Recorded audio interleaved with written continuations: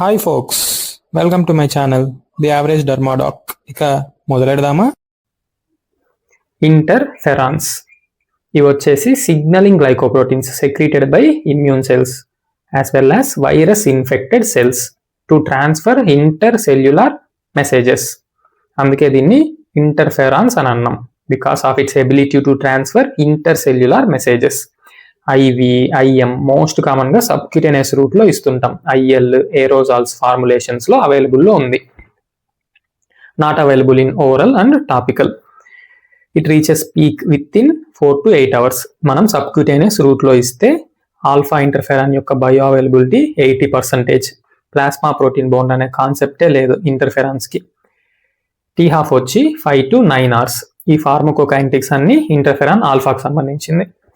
మెటబోలైజ్డ్ by rapid proteolytic degradation. ఇది ఒక large protein కాబట్టి ప్రోటియోలైసిస్ ద్వారా మెటబోలైజ్ అయిపోద్ది. కొంచెం లివర్ లో కూడా జరుగుతుంది. Excreted via urine. Antiviral action ని చూపిస్తుంది. Potent but non specific antiviral action.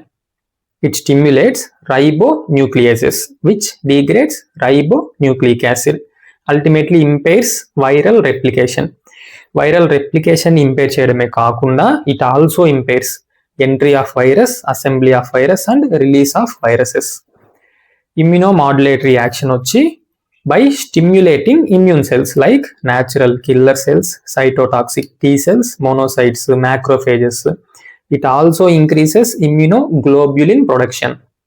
Anti tumour action వచ్చి బై స్టిమ్యులేటింగ్ P53 జీన్. మనందరం సెకండ్ ఇయర్ యూజీలో వినే ఉంటాం. P53 gene guardian angel, protects from cancer.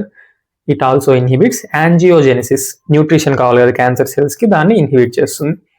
It stimulates immune mediated lysis of cancer cells. ఇక్కడ చూపించిన immune cells ని stimulate చేసి immune cells వచ్చి క్యాన్సర్ సెల్స్ ని లైస్ చేసేలా చేస్తుంది. Next, it also has cytostatic effect, అంటే సెల్ డివిజన్ జరగకుండా ఆపేస్తుంది. At G1 phase, cell cycle arrest at G1 phase. FDA approved uses వచ్చేసి condyloma acuminata, chronic granulomatous disease, AIDS associated Kaposi sarcoma, adjuvant in malignant melanoma. Off-label uses of interferon alpha, cutaneous T cell and B cell lymphoma, squamous cell and basal cell carcinoma, Behçet's actinic keratosis and hemangioma. Beta వచ్చి herpes, gamma వచ్చి Behçet's atopic dermatitis, keloid. ఇవన్నీ off label uses of interferons.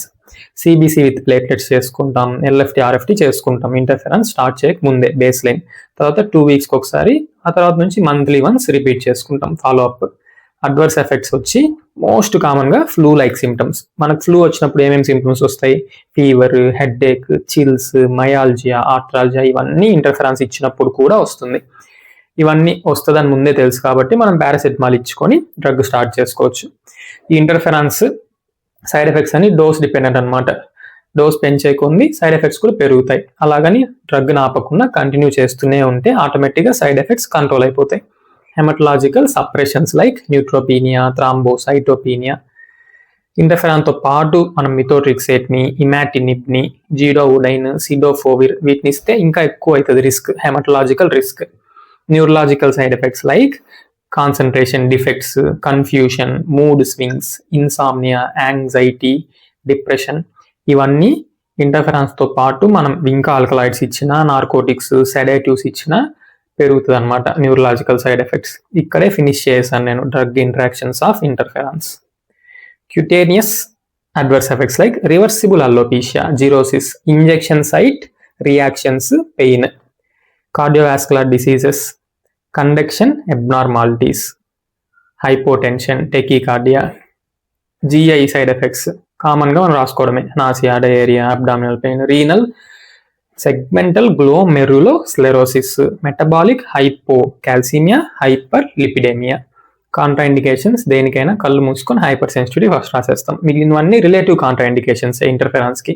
Pregnancy category C, COPD, coagulopathy, less than 18 years, organ transplant recipients, severe heart disease patients, significant anemia, leukopenia. ఎలాగో ఇది కూడా ల్యూటోపీనియాని cause చేస్తుంది కాబట్టి. Channel పేరు గుర్తుందిగా, like, share, subscribe చేయడం మాత్రం మర్చిపోకండి. Thank you. హస్త ల విస్తా. దస్విదాన్య.